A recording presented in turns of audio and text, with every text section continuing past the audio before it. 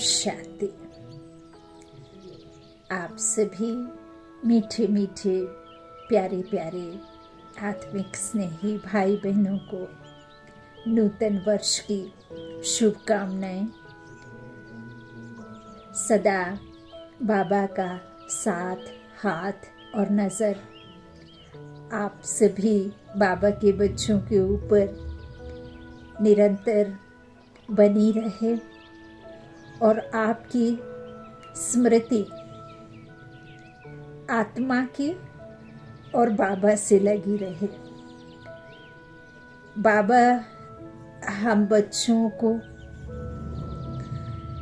यही हर त्योहार में किसी भी तरह का जो स्थूल में विशेष दिन आता है उसमें बाबा यही कहते हैं कि मीठे बच्चे, अपनी कोई ऐसी कमी कमजोरी, ऐसा कोई पुराना संस्कार जो आपको और आपके साथ में संबंध संपर्क में आने वाली आत्माओं को जो दुखी करता है, परेशान करता है, वो संस्कार को आपको छोड़ना है और परमात्मा जो हमें श्रीमत देते हैं उस पर चलना है। अपने पुराने संस्कारों को बाबा की याद से दग्ध करने हैं।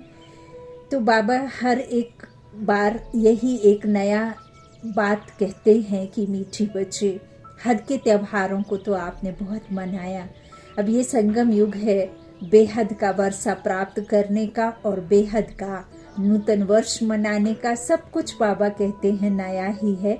सो आप सभी को यही बाबा की श्रीमत से अपने अंदर कोई एक छुपे ऐसे दुखी करने वाले संस्कार को छोड़ने का वादा, सच्चा वादा खुद से करना है। बाबा से करेंगे तो अच्छी बात है, लेकिन खुद से करेंगे और हम बाबा की श्रीमत पर चलेंगे तो हमारा ही कल्याण है। बाबा को तो इस संसार में राजाई करने आना नहीं है। सो आप सभी को मेरी तरफ से नया वर्ष की बहुत बहुत शुभकामनाएं। आप सभी पर सदा बाबा का कृपा बनी रहे और आप सभी बाबा का साथ और हाथ का अनुभव करते रहें, इसी उम्मीद से, विश्वास से।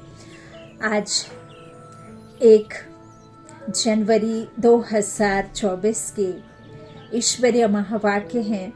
आज के साकार मुरली के सार में मीठे मीठे प्यारे प्यारे श्री बाबा ने कहा, मीठे बच्चे, तुम राज ऋषि हो, तुम्हें राजाई प्राप्त करने के लिए पुरुषार्थ करना है, साथ साथ दैवी गुण भी जरूर धारण करने हैं। प्रश्न है मुरली का, उत्तम पुरुष बनने का पुरुषार्थ क्या है, किस बात पर बहुत अटेंशन चाहिए। बाबा ने मुरली के इस प्रश्न का उत्तर दिया, उत्तम पुरुष बनना है तो पढ़ाई से कभी रूठना नहीं है।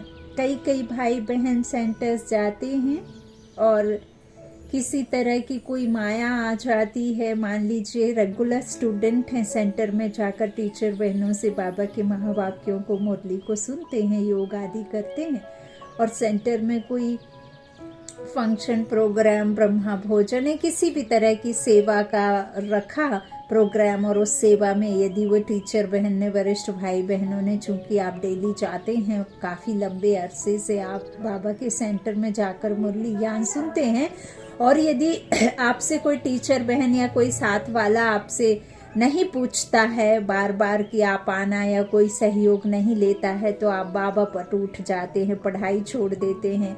तो बाबा ने कई दफ़ा कहा है कि मीठे बच्चे, बाबा बंदर का जो मिसाल देते हैं कि आप सब बंदरपना में हो, तो बंदर अपने मरे हुए बच्चे को भी पेट से चिपका करके चलता है। उसको इतना ज़्यादा मतलब कहना चाहिए कि इस दुनिया से और उसके बच्चों से इतना मोह होता है। तो बाबा कहते हैं जानवरों की पूंछ तो फिर भी चलो उनके लिए है ही कि पूंछ है जानवरों की, लेकिन असल में जानवरों को कुछ फर्क नहीं पड़ता कि कोई उन्हें पूंछता है कि नहीं पूंछता है, लेकिन मनुष्यों को जरूर पूंछता नहीं है तो मनुष्य नाराज हो जाते हैं। तो पूंछ किसकी हुई, जानवर की या फिर मनुष्यों की? तो वो जिसको नहीं पूंछा वही गुस्सा हो गया, तो पूंछना बाबा से नहीं रूठना है। बाबा की पढ़ाई किसी भी हालत में नहीं छोड़नी है, चाहे कुछ भी हो जाए, कोई आपको पूछे या ना पूछे। हद के मान सम्मान सादर सत्कार में आप नहीं रहना। आदर आपको चाहिए, क्या नहीं चाहिए आपको दाता से, परमात्मा से, ईश्वर से, भगवान से, बाबा से लेना देना है। आपको इस दुनिया में रहने वाले मनुष्य आत्माओं से कुछ भी मिलना भी नहीं है, क्योंकि दाता सबको देने वाला एक ही है। तो ये सब बातें कोई एक पर्टिकुलर पर्सन के लिए नहीं है, जिसके जो जैसा है नेचर बाबा कहते हैं उसके लिए है ना। अच्छा, तो बाबा कहते हैं आज का प्रश्न है, उत्तम पुरुष बनने का पुरुषार्थ क्या है, किस बात पर बहुत अटेंशन चाहिए। उत्तर में बाबा ने कहा, उत्तम पुरुष बनना है तो पढ़ाई से कभी रूठना नहीं है।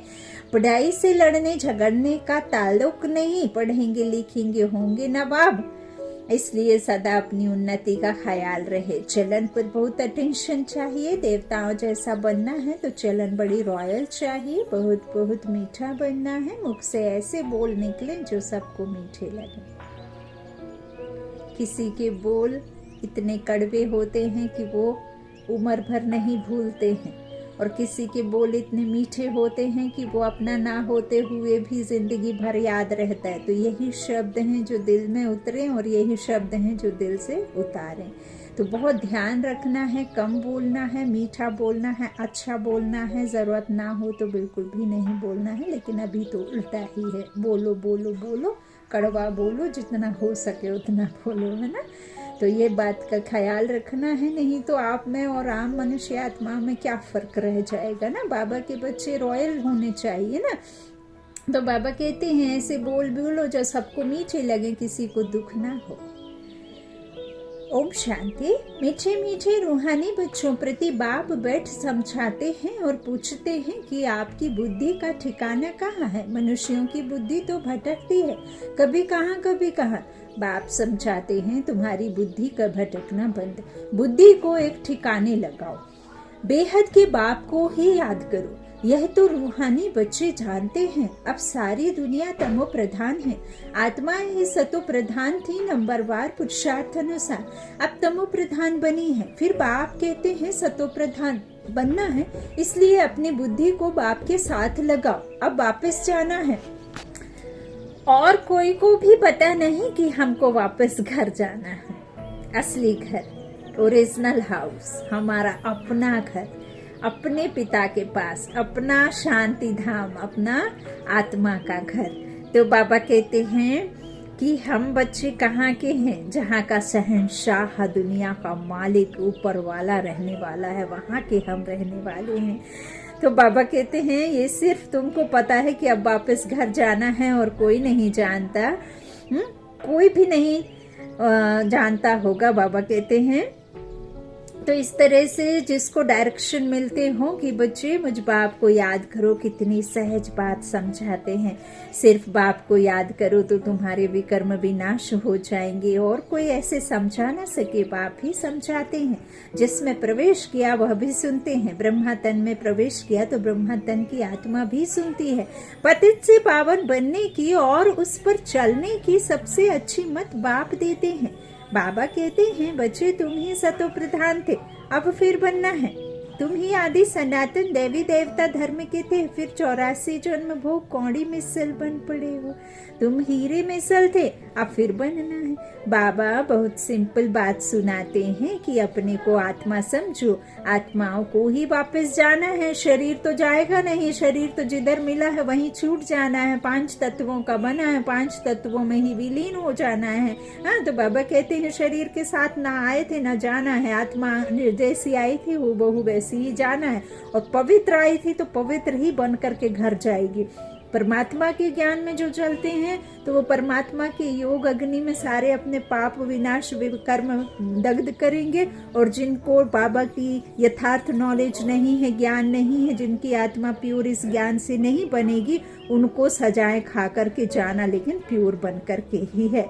तो बाबा कहते हैं सजाएं कोई जेल की नहीं है, सजाएं बीमारी है, रिश्ते नाते अनबन कड़वाहट ये सब जो चलता है ना, वो है सजाएं। जिसका जिसने आपके साथ में जैसा किया, जिसके साथ आपने जैसा किया और उसने आपके साथ जैसा किया, तो उनको उनका मिलेगा, आपका आपको। तो कर्म का खेल है ना। तो बाबा कहते हैं यहाँ सिर्फ कर्मों का है, भगवान किसी को सजा नहीं देते, यहाँ तो कर्मों का हिसाब किताब होता है। वो भी बाबा के साथ जो राइट हैंड है ना, वो साथ चलता है। तो धर्मराज आपके कर्मों का हिसाब किताब बिना डायरी बिना कलम के लेता है।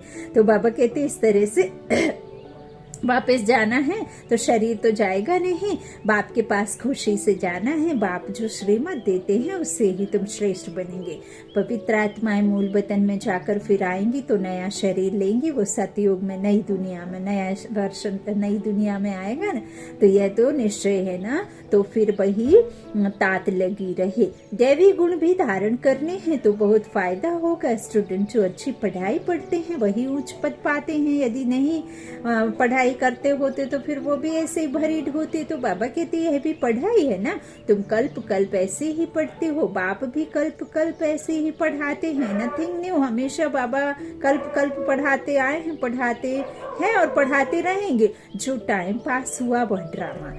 बाबा इसीलिए कहते 3 बिंदु को मत बिसरो, ड्रामा बिंदु, आत्मा बिंदु और हमारा बाबा भी बिंदु, बीती सो बिंदु है ना। तो बाबा कहते हैं ना बीती सो बिंदु, ड्रामा बिंदु, ऐसे 3 बिंदु मत बिसरो। तो बाबा कहते हैं इस तरह से यह तो चला आ रहा है, तो जो गया सो गया। तो ड्रामा अनुसार तो बाबा कहते हैं कि बाप की और बच्चों की एक्ट चली। बाबा राय तो ठीक देते हैं ना। बच्चे कहते हैं बाबा हम आपको घड़ी घड़ी भूल जाते हैं, यही तो माया के तूफान है।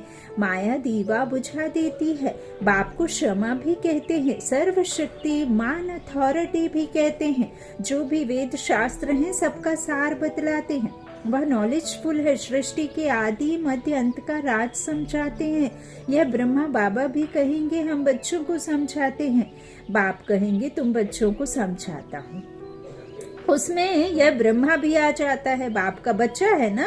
तो बाबा कहते हैं इसमें मूंझने की बात नहीं, कंफ्यूजन की कोई बात नहीं। बाबा कहते हैं क्या क्यों कैसे कहाँ में नहीं जाना है, बट किंतु परंतु बाबा के ज्ञान में आना ही नहीं, कोई भी प्रश्न नहीं उठना है। तो यह है बहुत सहज राजयोग।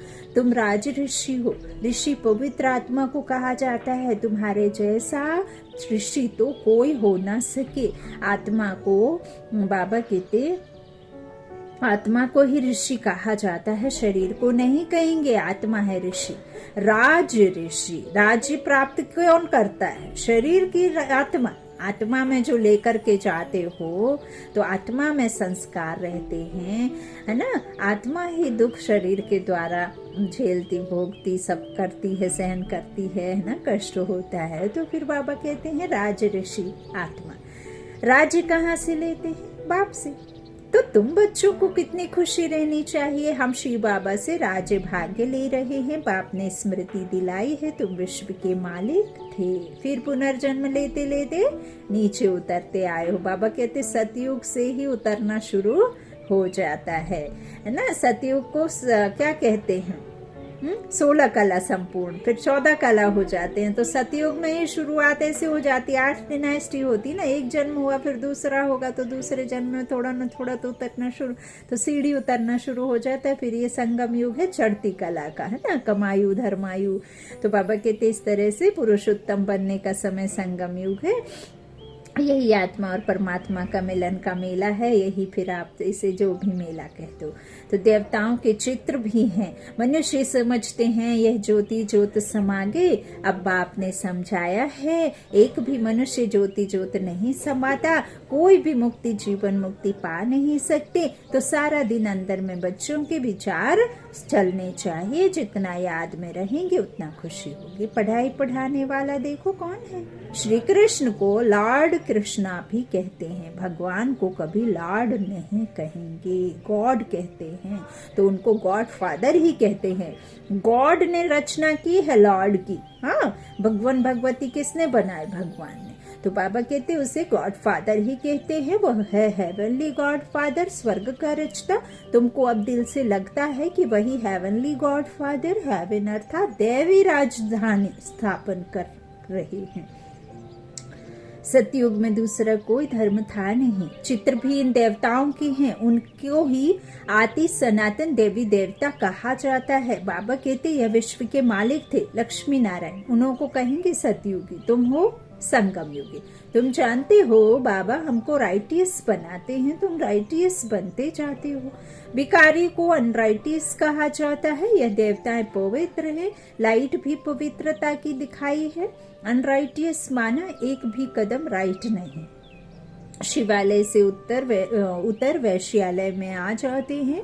यह बातें नया कोई समझ ना सके जब तक तुम उनको बाप का परिचय अच्छी तरह ना दो कि वह है हेवनली गॉड फादर। हेवन और हेल दोनों अक्षर हैं। हेवन की रचता बाप करता है और हेल को रचने वाला रावण है। 5 विकार हैं जो दिखाई नहीं देते हैं, हमारे अंतरात्मा के अवगुण हैं।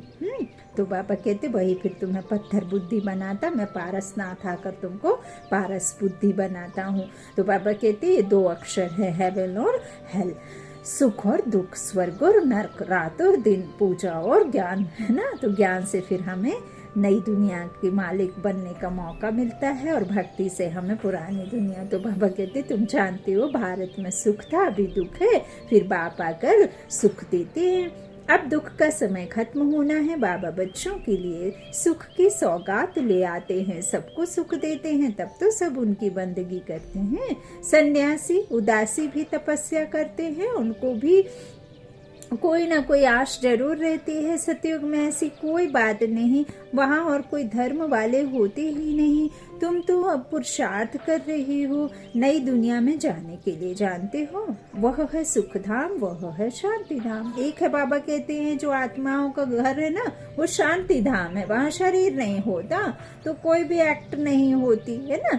कर्म कब करोगे? जब शरीर होगा। और सुख धाम में जहाँ कोई विकार नहीं रहता, सुख ही सुख रहता है, वहाँ रावण का कोई नामो निशान 5 विकार का होता नहीं। तो वो परमात्मा की रचना।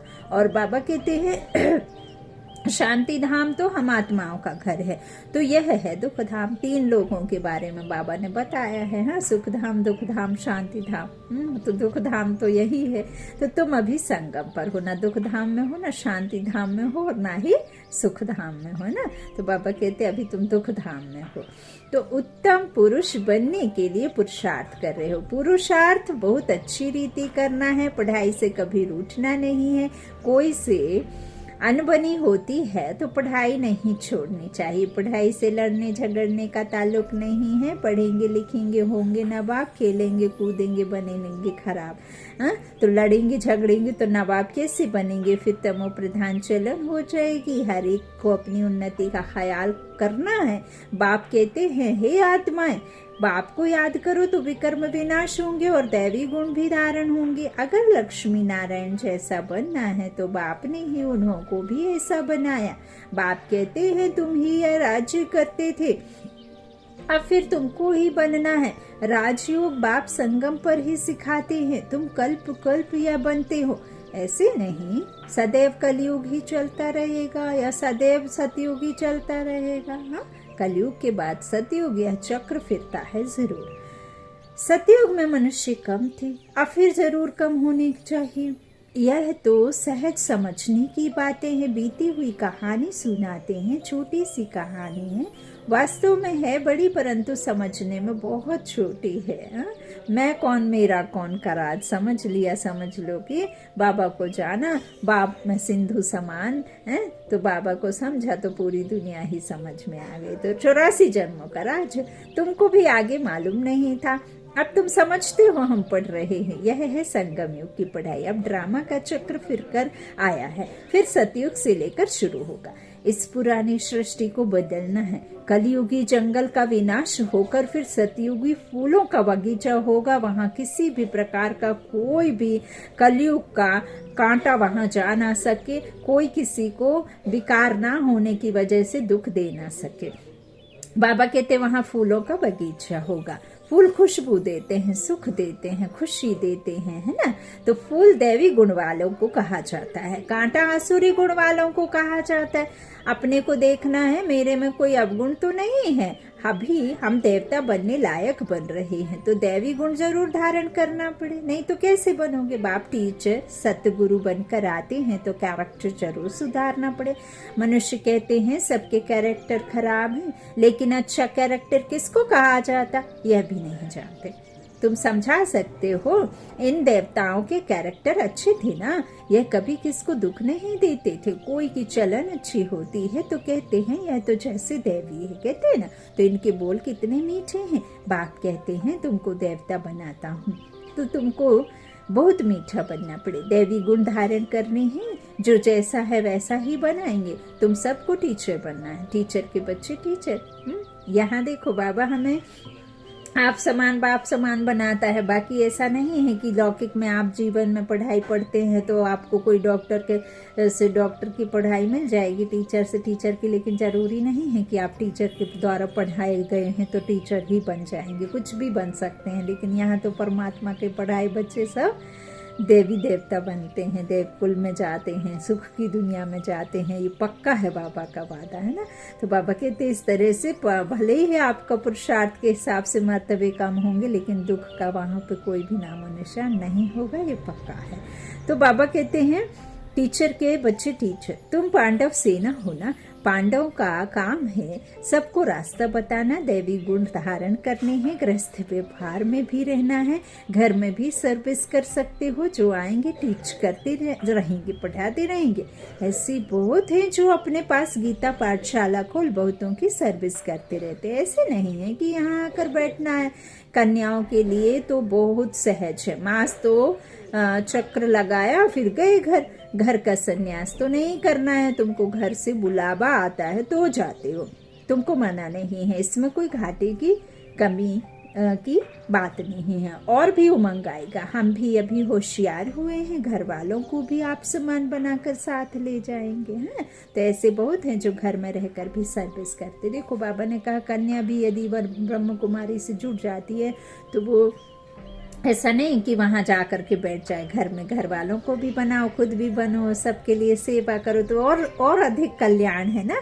तो बाबा कहते घर में रहकर भी सर्विस करते हैं तो होशियार हो जाते हैं। बाप मुख्य बात समझाते हैं कि अपने को आत्मा समझो और मुझ बाप को याद करो, अपनी उन्नति करनी है। घर में रहने वालों की यहाँ रहने वालों से भी अच्छी उन्नति हो सकती है। बाबा ने कहा सेंटर में रहने वाले भाई बहन तो घर घर जाकर या समाज के बीच में जाकर के या किसी भी प्रकार का संबंध संपर्क में आत्माएं कम आती हैं। जो सेंटर पर भाई बहन जाते हैं उनको बता सकते हैं, या बाबा के निमित्त बच्चों को कहीं कहीं बाहर भी सेवा के लिए भेजते हैं, लेकिन वो फिर भी सेंटर में जाकर एक ही सेवा करते।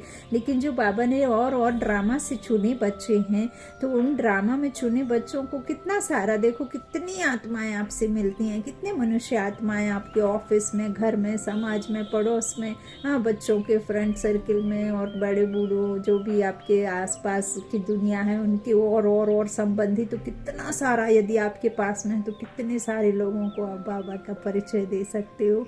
तो बाबा कहते इस तरह से उनकी अच्छी उन्नति हो सकती है। तुमको कभी मना नहीं की जाती है कि घर में नहीं जाओ, उनका भी कल्याण करना है। जिनको कल्याण करने की आदत पड़ जाती है वह रह नहीं सकते।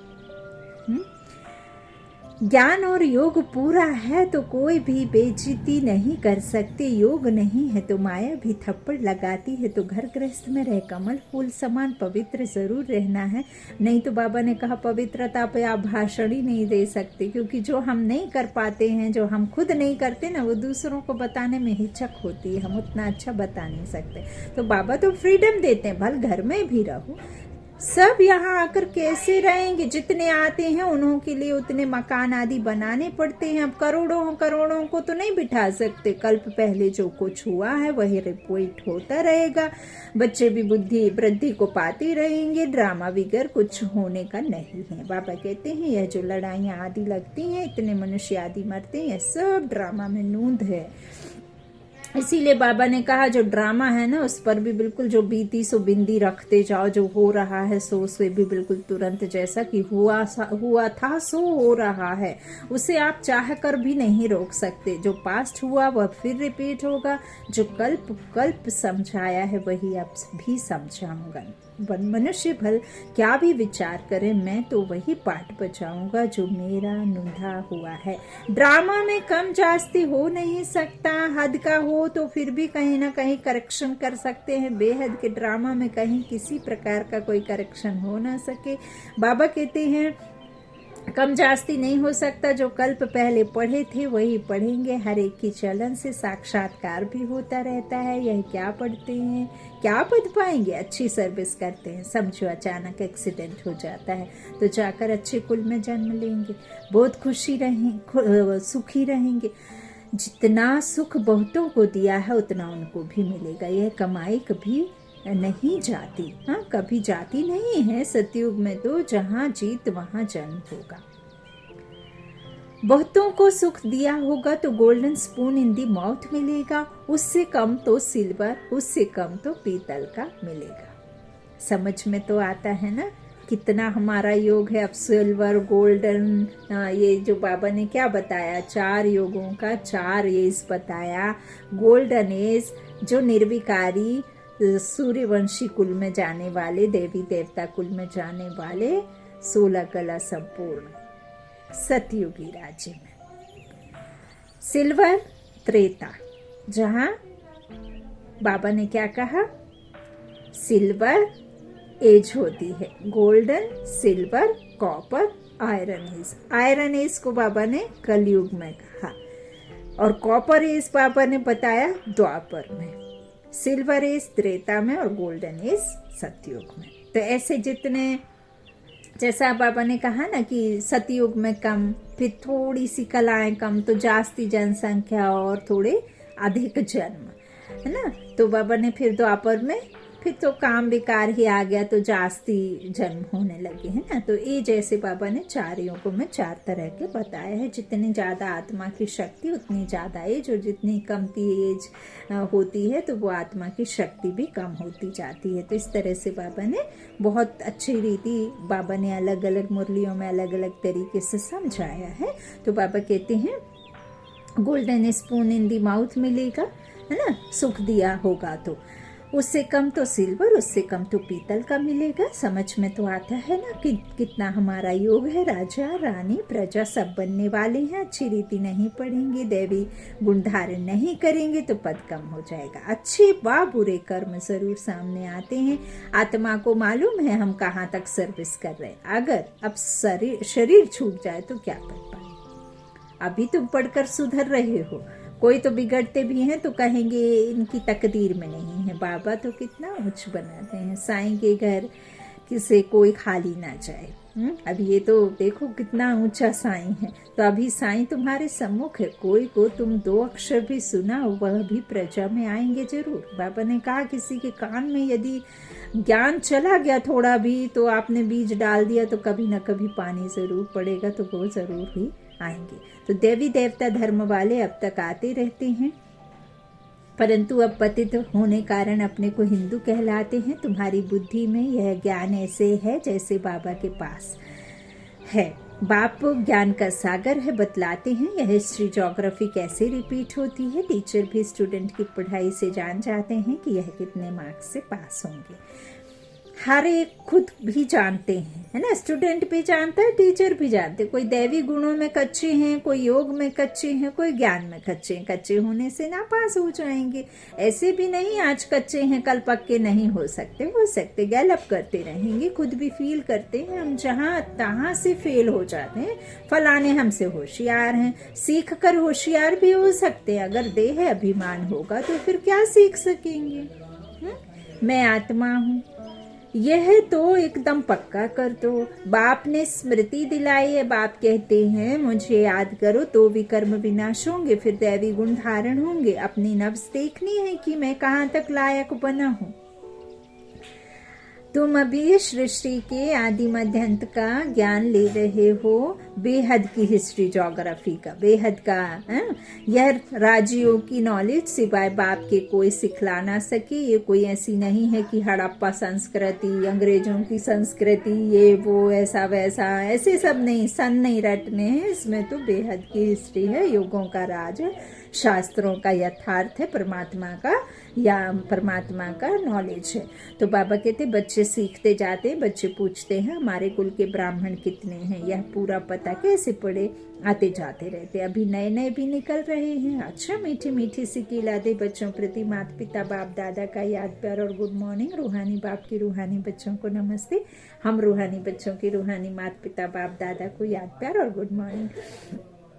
बाबा ने आज धारणा के लिए मुख्य सार का अपना दैवी कैरेक्टर बनाना है, दैवी गुण धारण कर अपना और सर्व का कल्याण करना है, सबको सुख देना है। दूसरा बाबा ने कहा सतो प्रधान बनने के लिए बुद्धि एक बाप से लगानी है, बुद्धि को भटकाना नहीं है। बाप समान टीचर बन सबको सही रास्ता बताना है। ये नए वर्ष में आप भी कसम खा लो, अपने से वादा कर लो कि हमें बाबा से लगन लगा करके खुद मगन रहना है, औरों को भी यही रास्ता बताना है, ताकि आपका जीवन संवरे, औरों का भी जीवन संवरे। दुआएं भी प्राप्त करनी है, दुआओं से बड़ा कोई खजाना नहीं है। कयामत का समय है, दुआओं के अलावा आपका स्थूल धन काम नहीं आएगा। अच्छा, वरदान ले लो, परम धाम में चले जाओ, आत्मा को ले जाओ, ब्रह्मा बाप को सूक्ष्म बतन से ले लो, हाथ पकड़ लो और चले जाओ परम धाम में।